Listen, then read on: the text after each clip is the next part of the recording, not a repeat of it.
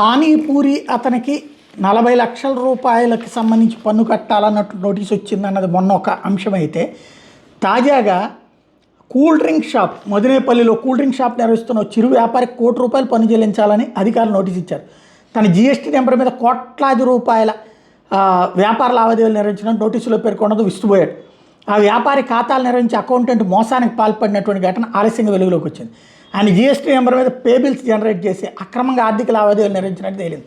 ఏలూరు జిల్లా ముదినేపల్లి మండలం శ్రీహరిపురం గ్రామానికి చెందినటువంటి కూల్ డ్రింక్ వ్యాపారి పంచకర్ల విజయబాబు పోలీసులకు ఇచ్చిన కంప్లైంట్ మేరకు జీఎస్టీ నెంబర్ కోసం గత ఏడాది మార్చి 23న విజయవాడకి చెందిన అకౌంటెంట్ బిల్లా కిరణ్కి విజయబాబు తన Aadhaar card, pan card, passport size photo ఇచ్చారు.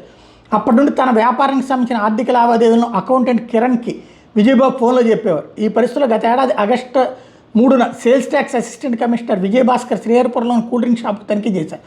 విజయబాబు జీఎస్టీ నెంబర్ మీద 66 కోట్ల వ్యాపార లావాదేవీలు జరిగాయని, ఇందుకు సంబంధించిన సుమారు ₹1 కోటి వరకు పన్ను చెల్లించాలని నోటీస్ ఇచ్చారు.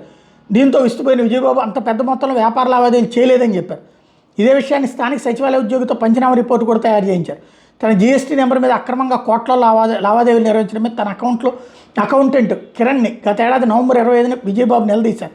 తప్పు జరిగిందని పన్ను ఇంకా బకాయిలు చెల్లించే బాధ్యతను తానే తీసుకున్నాను కిరణ్ అంగీకరించాడు.